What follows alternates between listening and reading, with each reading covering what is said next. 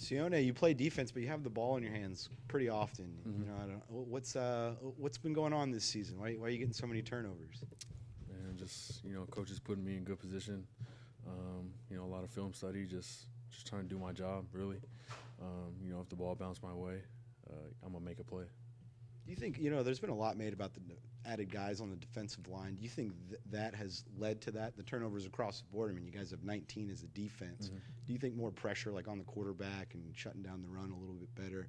Is that going a long way? Yeah, no, we've had a huge improvement at that part of our defense, and they contribute a lot to the turnovers. Whether it's pass rush, forcing bad throws, strip sack and stuff like that. But this is the best D-line I played for, so that they definitely have a big part of that. You really got your shot last year to lead the defense, and you chose to come back this year, and you've improved on last year. Obviously, I'm pretty sure you're happy with your choice to come back, but are you pretty happy with that decision to play a sixth year, I think? Mm-hmm. Yeah. No, I have no regrets in my decision, and just like you said, I'm very happy that I came back because I'm playing my best ball. As a defense, we're playing our best ball that probably this school has ever seen. There's, ball hasn't really bounced our way as a team, but, as an individual, I have no regrets on my decision. You've played a lot of football, so you've played a lot of road games, obviously. You guys have yet to win one on the road this year. You got one last chance coming up. What do you think y'all need to do to get over that hump? Is there like a special ingredient, or what do you got to do this Saturday?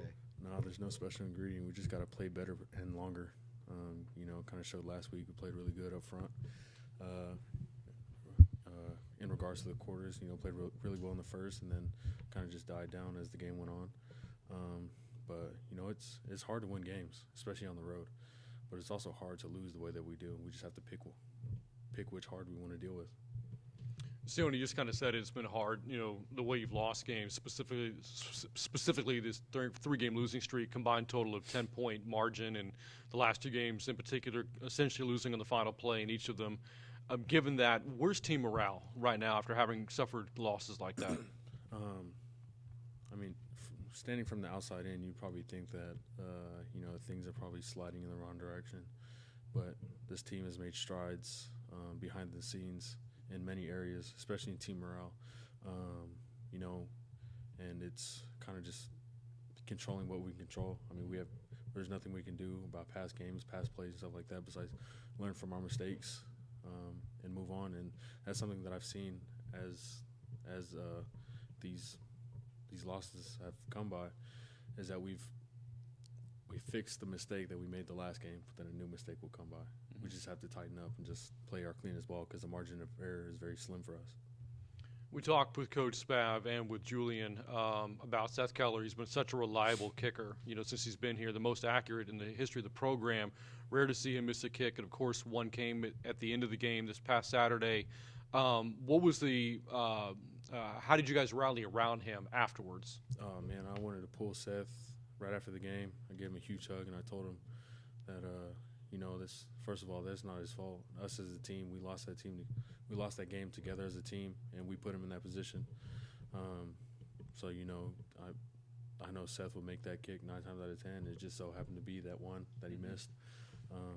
But yeah, no, there's everybody still invested in Seth. Everybody still think that he's a great kicker. He always shows up, works hard, does his job. And keeps quiet. He's a very humble kid. So that's where we are at with Seth. We still love him to death. It's been a fairly remarkable season for the defense. The tackles for loss numbers are up, sack numbers are up, turnovers especially. The last 4 games, 10 turnovers forced 4 this past Saturday, but it's not translating into points. As a player on the defense who's had a hand in so many of those turnovers, how frustrating can it be that the team isn't capitalizing off of that? It's very frustrating, but I try to just focus on what I can control on the defensive side of the ball. Seeing our hard work, and nothing to show for it is disappointing, but I'm sure the offense can point at us and point out some things maybe on third down or our tackling from last game, that they can point out.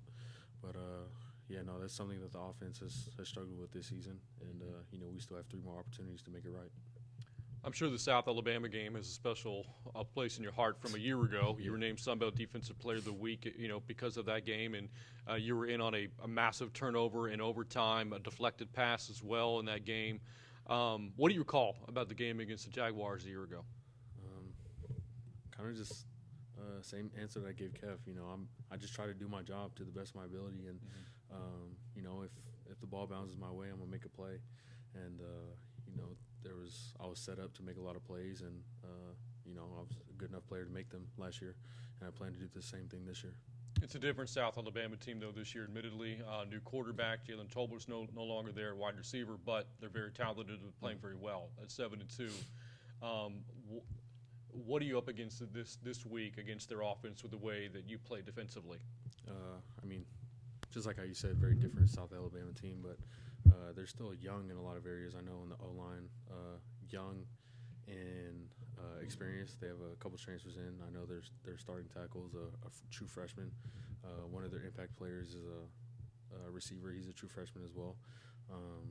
But hopefully we can rattle them. I know the quarterback. He's a great player. He's done a lot of good things, especially his first year here. But at the end of the day, football is football. We're going to try and fit our X's with their O's. Sione, you mentioned earlier about one reason why you've had such a successful year, and honestly, you're at the top of the list as far as tackles, and so is London Harris and Jordan Revels and even Brian Holloway, the other linebacker. Just a little suggestion. Why don't the three of you guys get together and take your defensive lineman out for dinner and thank them, because they're the ones keeping the linemen off of you so that you're able to scrape and read and dissect those plays quickly and make those tackles. Take a second to shout out. Maybe we can get maybe we can get some NIL deals to treat us out or something, because we don't get paid enough for that. Gotta come from the heart. Mm-hmm. There was a lot of comparisons drawn from this ULM loss to this UTSA loss back in 2020. What were the differences, especially at the team reaction after that UTSA loss, compared to what happened against ULM? The biggest difference to me was that the UTSA game, we're down by 14. We had to fight, from the back end and claw our way back up. Well, in ULM, we started off on top, and like I said, we just slowly declined. Whenever the offense was hot, defense was, taking a while to get off the field, and our tackling was poor. We gave up a lot of long touchdowns, for no reason, just lack of discipline and fundamentals. But yeah, that's the biggest difference. Just UTSA fighting from the back, and then ULM just not finishing.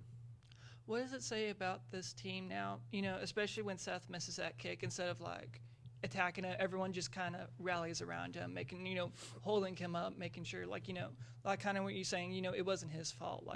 Everyone kind of had equal responsibility. What does it say about this team that they're able to do that?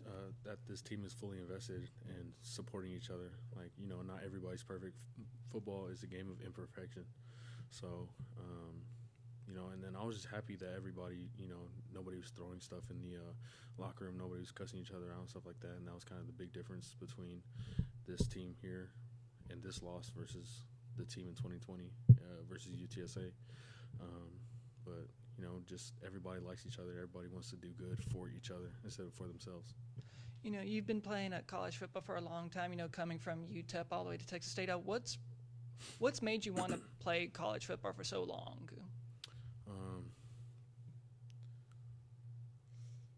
Actually, I don't know why it took me that long to figure out the question. I love football, but it was my education. I wanted to get as much out of my scholarships as possible. I was fortunate to graduate with my master's, but definitely education and love for the game. And, yeah. What are you getting your master's in? I actually just graduated with my master's this past spring in management of technical education. And then I got my bachelor's in kinesiology with a minor in business. And after you're done playing college football, what do you want to do after your football playing days are over? I wanted to pursue medical device sales. Okay. Obviously, you have pro aspirations as well in the NFL, I'm sure. Yeah, I know that's in you. Yeah, my question's not very important, but it seems like you've been playing well since you cut your hair a couple of years ago. Do you feel lighter out there, or what is it? Do you think that helps you at all? Yeah, I need advice, me. No, man. Whenever I left UTEP, I wanted to have a fresh start, fresh look, new look. But no, I'm glad. I kind of noticed that too. My dad told me, he's like, man, it's probably the best football I've seen you play. You cut your hair, stuff like that. But no, lighter. I don't know about that one. I'm still pretty heavy. Maybe it doesn't get in your eyes as much, or I have that problem. We'll see. I've better, clearer thoughts. It's not as hot inside the helmet.